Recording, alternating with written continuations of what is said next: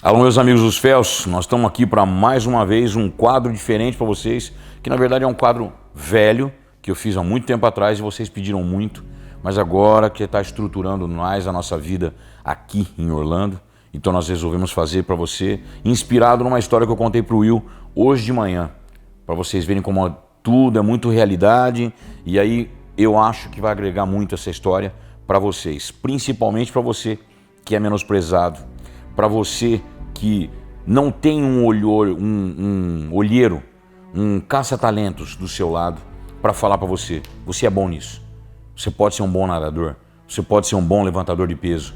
Nós estávamos comentando sobre um cara bruto que chegou na academia, nunca falou que ia ser grande nem nada, mas um cara bruto, duro, meio fordo. E aí ninguém acredita nesse cara. De repente, uma palavra de apoio, esse cara se transforma num grande campeão. Ou pelo menos, ele se transforma num campeão da vida, que faz com que ele acredite nos próprios sonhos e não desmereça ninguém, mas siga o teu caminho. Às vezes, no esporte certo, quem sabe? No esporte que mais fez ele se sentir bem. Assim como no seu trabalho. Se você passa o seu trabalho a se transformar numa paixão, ele deixa de ser trabalho e passa a ser seu hobby. Ou alguma coisa parecida que te faça tão bem como todo trabalho deveria fazer. Fazer bem, simples assim. Não se esqueçam, nosso canal é o canal mais verdadeiro que você pode ter da minha vida, do que eu penso, das minhas histórias. E com vocês, mais uma vez, Histórias da Musculação.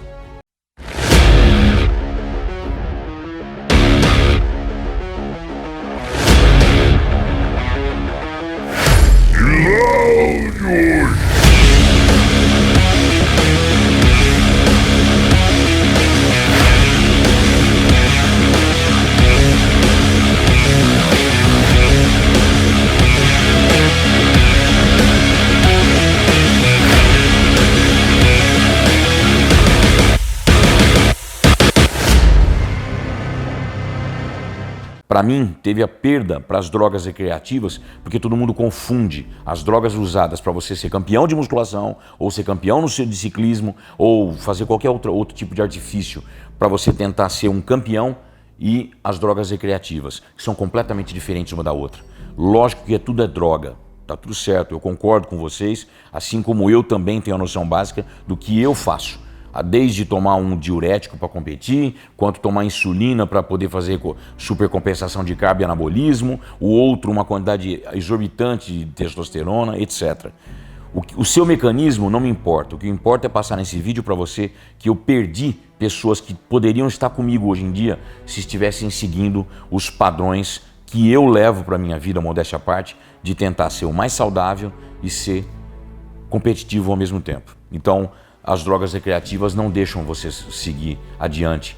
Você separa da família, graças à droga recreativa. Se você assume que você é gay, se você assume que você é hétero, se você assume que você é pobre, você assumindo essa postura, faz obrigatoriamente que você se torne verdadeiro com as pessoas que estão ao seu lado. A droga recreativa, ela tira essa verdade de você. Acredita em mim. A droga recreativa tira a tua personalidade. Faz você se transformar no cara que você não é. Todo mundo, eu vi isso na noite, não venham falar pra mim, porque eu já trabalhei muito na minha vida. Eu trabalho desde os meus 10 anos de idade, tenho 40 anos de trabalho, sem parar, com uma férias na minha vida. Eu sei o que estou falando. Eu trabalhei na noite. À noite, todos os gatos são pardos, como meu pai já fala. A pessoa mais bacana do mundo, à noite, se transforma num completo imbecil, porque ele pensa que tomar a cachaça dele e se divertir é a mesma coisa que passar a mão numa mulher, do amigo, do primo, sei lá o quê. Para ele, diversão é um mecanismo que a droga recreativa traz e muitas vezes estraga famílias. Não estou pregando demagogia, estou falando para vocês só repensar, porque eu perdi amigos queridos por causa das drogas recreativas. Tem um amigo em específico que ninguém acreditava nele, vou contar essa história agora. O apelido dele era Tatu, em Ribeirão Preto, não vem ao caso o nome, enfim, mas era um amigo muito querido. Simplesmente careca, visual de punk, rosto muito bonito, cheio de piercing para tudo quanto é canto, tatuado igual um gibi, cheio de tatuagens lindas que ele tatuou graças ao vô dele, a lembrança do bodybuilding, de tudo que para ele era muito importante. Um cara totalmente com a ideologia punk escutava Alice Cooper, Nirvana, Ratos do Porão e Companhia Limitada, ou seja, ele tinha um gosto bem atípico para música e ele gostava de treinar com esse tipo de música. Assim como eu gosto de rock and roll, eu gosto de hip hop porque eu lembro do Ronnie Coleman, eu gosto de rock balboa porque eu lembro de um dos filmes mais importantes para mudar a cabeça de um ser humano como Rock e todas as sequências que o Sylvester Stallone colocou, porque ali você lembra de religião, você lembra de amor a uma pessoa, seja mulher, seja homem, não importa. Ali tem lance de amizade, ali tem lance de filho, pai, filho, mãe, família, ali tem lance de superação pessoal, de você não acreditar, de todo mundo não acreditar em você, como eu estou falando agora. Então, o Luiz, falei que não ia falar o nome, foda-se. O Luiz era meu amigo, porque ele era um cara fechado, introspectivo, ideologia punk, totalmente excluído da sociedade, um cara com visual, que ele começava a se colocar a rebeldia da ideologia dele no visual. Então as pessoas mais ainda excretavam ele da vida dela. Então era um cara bem excluído, só que ele era apaixonado por bodybuilding. E eu lembro exatamente naquela época que eu olhava, para ele e via um cara com grande potencial genético, etc. Um shape bonito e principalmente um cara fechado nos seus objetivos. Ele treinava igual um louco. Ele não ficava com conversinha fiada, nem naquela época nem tinha celular desse jeito, era o tijolão na época, que isso foi em 2000, 1999 e 2000. E eu tive o prazer de ver ele sendo menosprezado por todo mundo na academia onde nós treinávamos, todo mundo. Não tinha um que acreditava nele. E o menino tinha 19 anos, cara. Aí eu falava pra todo mundo, vocês estão loucos? Esse moleque é bom pra caramba, 19 anos. Eu com 19 anos era um frango, era um coitadinho perto dele. Esse moleque tem possibilidade de ser mais campeão do que eu, de ter mais título do que eu. Mais título do que você, que está menosprezando. E eu escutava isso de atletas, que já na época já estavam começando a despontar no cenário mundial. São amigos meus, mas erraram. Assim como eu sou suscetível a erros e acertos. E aí simplesmente eu falei, eu vou ajudar esse cara. Eu não estou dizendo que eu era um profeta, eu vou profetizar que o cara, nada disso. Eu via, sempre fui um cara nas academias, eu sempre fui considerado o cara que dos frascos e comprimidos, entende? Do fraco e oprimido, ele vinha em mim, porque ele sabia que eu não menosprezava ele. Graças ao bom Deus, meu pai, minha mãe, minha vida, me ensinou a ser humilde, para resgatar uma pessoa bem simples, o possível de ela ter um talento para alguma coisa e de ela realmente merecer uma ajuda, merecer um crédito. E eu olhei para ele e falei, vou treinar com você. Ele, você vai treinar comigo? Porque naquela época eu já era campeão, graças ao bom Deus. Em 2000 eu já tinha aí muitos títulos, muitos no cenário brasileiro e mundial. Não, mundial não, ainda não. 2005 foi meu primeiro mundial, em que eu fui sexto colocado aqui lá no Brasil, em Natal. Enfim, a minha saga começou no Mundial em 2005, mas antes eu já era muito conhecido. Então em 2000 ele falou, vai ser uma honra para mim treinar com você, babá. Resultado, eu e ele começamos a treinar juntos. Eu tive, infelizmente, a minha lesão de cruzado anterior, que eu já tinha lutando jiu-jitsu, porque eu fui lutador de jiu-jitsu muitos anos, lutador de judô, fui judoca durante muitos anos.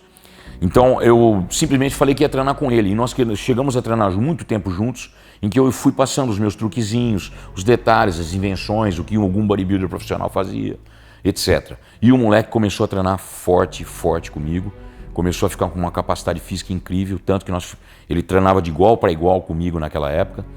E eu tive o desprazer de fazer essas 3 cirurgias no joelho, que em outro dia eu conto para vocês essa história. E o Luiz Henrique, né, cada hora eu vou falando o nome, eu falo o nome e depois daqui a pouco tá o sobrenome. Mas o Tatu, ele simplesmente tinha uma namorada que era bem suicida, uma menininha bem fora do padrão assim de um bodybuilder, que um bodybuilder precisa, porque o bodybuilder precisa de uma mulher calma, ou pelo menos uma mulher que dê suporte para você, uma mulher que faça com que você não se sinta sozinho nas horas que você é excluído da sociedade, na hora que você tem que comer diferente, na hora que você tem que treinar todo dia, na hora que você vai fazer um aeróbio, aquela pessoa que está preocupada se você chegou cansado e de repente ela passa o teu frango na panela, ou uma pessoa que vive o esporte pelo menos com você, porque ela sabe que você está sozinho. Se você não tiver suporte da pessoa que mais ama você está fudido. Então ele tinha o contrário, uma menininha que estava trazendo ele só para um mundo externo, né? Aquele mundo fora da musculação, que é da balada, Rave a hora inteira, não estou falando mal de rave, já fui em rave, já curti a beça, levei meu shake, levei meu whey, levei meu lanche e me diverti a beça com os meus amigos. Mas eu não gosto de drogas recreativas, então normalmente eu vou para curtir durante algumas horas e não ficar 5, 6 horas. Essa é a minha única coisa. Mas tem vários amigos meus aí, tá aí o Horst, que tá toda hora aparecendo na balada, seu putinho, mas um dos melhores atletas do país, que o Brasil já teve, um puta de um talento. O Rafa Brandão também, que é atleta profissional e sempre está aparecendo em alguma festa. Tem diversos amigos meus. Então, não tem problema isso. O Wilson Santos, que é um dos maiores ídolos meus, também gosta de balada. Ele gosta de trocar a noite pelo dia. É só ele acertar o relógio biológico. O problema é a droga recreativa se transformar de regra, de exceção virar regra. Este é que é o problema. Vou simplificar? Então tá. Ele simplesmente começou a treinar comigo forte. Eu fiz a cirurgia, nós voltamos a treinar juntos. Com 2 meses e meio, que foi uma recuperação inexistente, pelo menos no mundo da pesquisa. Não conheço, e o próprio Fabrício Fogagnolo não conhece ninguém que se recuperou em 2 meses e meio após a 3ª cirurgia. E eu provei para mim mesmo e para os estudos científicos que o impossível é possível quando alguém faz ele. Eu treinei 1/4 do movimento. Eu cheguei a fazer perna com o tatu numa sala igualzinha essa daqui. Eu calçava o pé embaixo de uma poltrona e de um sofá. O tatu subia nas minhas costas. Eu fazia 1/4 do agachamento com a 3ª cirurgia do joelho. Nós fazíamos mesa romana extensão, igual eu mostro para vocês do ponto zero. Eu faço o princípio da tensão dinâmica, que foi passado pelo Charles Atlas nos anos 30, aquele livro, Princípio da Tensão Dinâmica. Eu segurava o tornozelo dele e ele fazia mesa romana extensão, parava em cima, parava embaixo. Nós treinamos perna, eu treinei quadríceps e glúteo com o meu amigo Tatu na sala de casa, sem um dumbbell, sem uma barra, sem um peso. Só o peso corporal e a consciência corporal que eu tinha, eu passei para ele e nós treinamos juntos. E pegou muito quadríceps, fizemos passada com retrocesso, etc. Resultado? Depois de 2 meses e meio que nós treinamos juntos, eu fui campeão num campeonato em Jabuticabal, em que eu ganhei a minha categoria média e fui campeão overall, em que eu posei com The Show Must Go On, que outro dia eu conto para vocês essa história. Mais histórias da musculação para vocês. Mas aí o Luiz Henrique, ele entrou simplesmente no Campeonato Paulista com todos os menosprezos do dono da academia, dos professores, dos atletas, todo mundo não acreditava que ele seria campeão. E eu falei para todo mundo, vocês estão com mente curta, esse cara é bom. E mesmo que não é bom, ele vai ficar porque ele tem cabeça, tem coração. E eu não sou um caça-talento, mas esse cara é bom.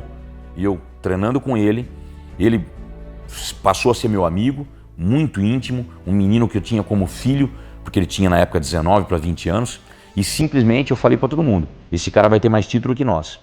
Eu, na época, era 3º colocado no brasileiro, e um amigo meu, ele era 7º no brasileiro, em outra categoria, etc. E um outro que nem participou do brasileiro. Todo mundo menosprezando. O Tatu simplesmente entrou no Campeonato Paulista do Interior, eu fui vice na minha categoria, ele foi campeão na dele. Depois ele foi vice-campeão paulista e vice-campeão brasileiro. Passou a meu título.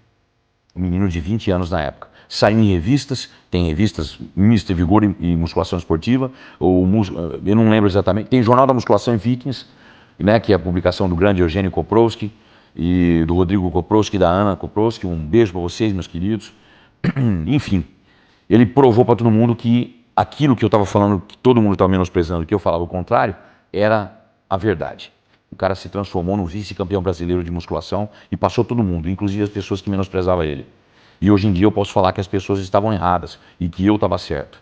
Então você pode estar certo no seu sonho. Simples assim. Infelizmente, eu tive o desprazer desse cara sumir das minhas mãos, da minha vida, porque a namoradinha começava a levar ele para raves e festas a semana inteira.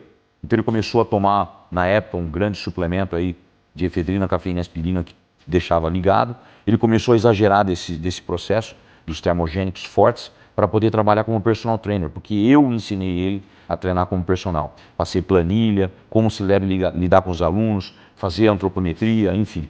E ele começou a trabalhar com isso, fez educação física e tudo mais. Resultado, o cara sumiu da minha mão. Depois de dois anos que eu não via ele, eu fiquei sabendo que ele estava preso, porque ele estava com um grande... Ele começou a visualizar nas festas de balada, uma grande possibilidade de ganhar dinheiro para ele poder comprar as boletas dele, os Danone dele. Então ele começou a vender lança-perfume, infelizmente. Fez isso, é uma coisa, cada um escolhe o caminho que quer, mas não era esse caminho que eu queria para ele.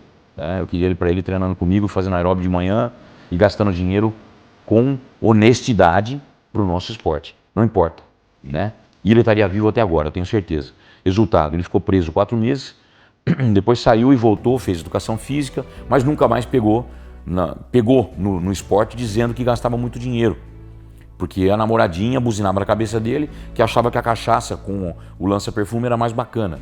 Então, infelizmente, ela nem imagina o que aconteceu com ela, não deve estar com o futuro dos melhores, mas eu espero que ela tenha melhorado, pelo menos a cabecinha era muito pequena, e ele simplesmente voltou a dar aula de personal próximo da onde eu trabalhava, e eu tentei durante 6 meses ficar buscando ele, vamos treinar comigo, fazer tudo de novo que eu fiz em 2000 e 2001.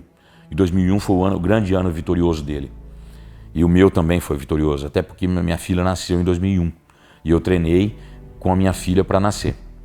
E, enfim, ele simplesmente foi para uma balada, ele descobriu uma menina muito joia dentro da academia, que não vem ao caso, uma pessoa sensacional, que é minha amiga até hoje em dia, que eu não vejo ela há muito tempo, e ela tentou colocar na cabeça dele que ele estava no caminho certo antigamente, que agora está errado. Não adianta ficar tomando termogênico durante o dia para ficar acordado para trabalhar como personal e treinar, e no fim de semana ou durante a semana ir para tudo quanto é tipo de festa e usar bala, êxtase e o caralho a 4. Não adianta eu falar para vocês, pregar demagogia e dizer para você que isso você pode fazer, porque é bacana, porque você tem que ser eticamente correto, que você tem que ter a parte social. Não adianta. Eu sou um profissional da educação física, eu sou um bodybuilder. Eu vou falar para você que o máximo que você pode usar são drogas que estão correlacionadas com o seu esporte, se você tiver seus exames. É muito simples. Você quer fazer um exame para descobrir se o êxtase vai fazer bem em você? Não, eu posso falar para você que você está errado, velho. Desculpa aí. Eu não posso falar o contrário. Eu poderia falar para vocês, não, cheira um pozinho de vez em quando aí para sentir como é que é o negócio. Não, eu não vou falar. Desculpe, eu sou um velho. Não posso fazer isso. É contra a ética profissional. Aí você vai falar assim, a ética profissional vai falar sobre esteroide anabólico, pode tomar? Sim, pode tomar. Se você fizer seus exames, sim, você pode tomar. Se você fizer seu endócrino controlando o que está fazendo, sim, você pode tomar. Assim como se tiver uma dor de cabeça, você pode tomar aspirina. Mas você não pode tomar 4 aspirinas em jejum pela manhã. É muito simples você entender. Eu não estou pregando demagogia para ninguém, nem estou pregando amor às drogas. Eu estou falando para você o que você pode e o que você não pode fazer com prescrição médica. Mesmo que seja para o nosso esporte. Existe prescrição médica para êxtase? Acho que não. Se tiver, você me avisa, porque eu não conheço. Então eu estou falando a mais pura verdade, como se fosse um conselho de pai. Vou simplificar. Ele simplesmente não veio durante 6 meses para treinar comigo e eu estava indo para o campeonato mundial, que foi na Grécia, em 2008. E nesses 6 meses, e não teve um dia que eu não queria trazer ele para minha vida de volta. Para ele ficar meu amigo de novo, mais próximo, junto, treinar, comer e dormir. E se fosse o caso, tomar recurso egogênico fazendo os exames. Por que não? Eu não vou pregar demagogia, cada um faz o que quer da vida. Mas não, ele escolheu o êxtase. O que aconteceu? Essa menina se separou dele, a menina joia, dentro da academia, do esporte, se separou dele porque não queria mais levar a vida que ele levava. Ele simplesmente voltou com a ex, a namoradinha suicida. Para pensar nisso, por favor, parem para pensar. Isso é uma história verdadeira, que serve de lição para vocês. Voltou para a menina suicida. A menina mesma que fez ele assumir uma quantidade boa de droga lá para vender e tudo mais, a mesma. Quando ele voltou com ela, eles brigaram, ele tomou um êxtase, aproximadamente 8 horas da noite, que foi essa o diagnóstico de todo mundo, inclusive do médico que atendeu, porque é meu amigo, e depois ele tomou outro êxtase 2 horas ou 3 horas da manhã.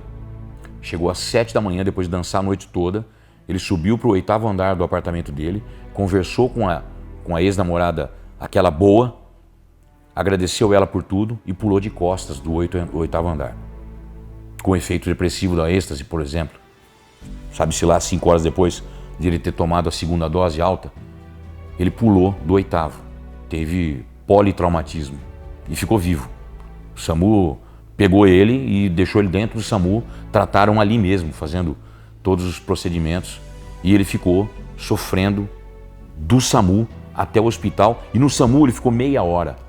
Os caras ficaram tentando reanimar ele e tudo mais, meia hora. Porque tinha uma amiga minha, que era outra aluna minha, uma gracinha de pessoa, que mora no mesmo prédio e acompanhou tudo. Inclusive viu ele todo quebrado, pulando, a hora que ele pulou do 8º andar. Então, vou simplificar para vocês. Vice-campeão brasileiro, cara menosprezado por todo mundo, cara que tinha um visual completamente diferente, uma ideologia punk, que é o cara revoltado com o mundo, revoltado com a sociedade. Você pode ser um desses. Você pode ser um revoltado. E você pode ser um cara menosprezado por todo mundo. Mas acredita, nada é pior do que você mesmo se menosprezar. Nada é pior do que você dar ênfase para as drogas que não vão te levar a nada, a não ser uma diversão passageira. Pensa numa diversão muito maior, que é aquela de você levantar todos os dias e ir fazer, praticar o seu esporte, fazer com que a família tenha orgulho de você na marra, mesmo que eles não te valorizem agora. Uma hora vão te valorizar, porque assim comigo e aconteceu com tanta gente. Para pensar que se você fizer os seus exames, você pode ser bem-sucedido competitivamente e na sua saúde. Não estou pregando demagogia, é uma história verdadeira e eu tenho o desprazer de falar que mais um amigo eu perdi para uma vida que não era a do bodybuilding. E eu tenho pouquíssimos casos, pouquíssimos, para dizer em que o meu esporte levou a pessoa embora. Por causa dos excessos, das loucuras, que também no nosso esporte tem, a hora inteira. Então, tanto para o meu esporte quanto fora, eu quero que vocês repensem sobre essa história e sobre ser menosprezado ou não, ou se você vai escolher ter um futuro passageiro, rápido, para que você curta, ou você deixe de curtir com as pessoas que te amam. Eu amava o meu amigo, e esse foi. Não teve o que eu fiz, não teve o que eu pudesse fazer que eu traria ele de volta. Mas não consigo. Falo para vocês com o maior prazer, como se fosse um conselho para um filho. Todos vocês inscritos podem ou não interpretar bem, mas o meu coração está fazendo melhor, como se fosse dar conselho para minha filha, como eu faço todos os dias. Fechado? Mais uma história da musculação para vocês. Aqui nós temos a verdade, a hora inteira. Se inscrevam no meu canal. Se você achar relevante, dê o seu like, coloque o comentário, por favor, educado, do jeito que eu estou tentando ser para vocês. Fechado? Um abraço, tudo de melhor, gente.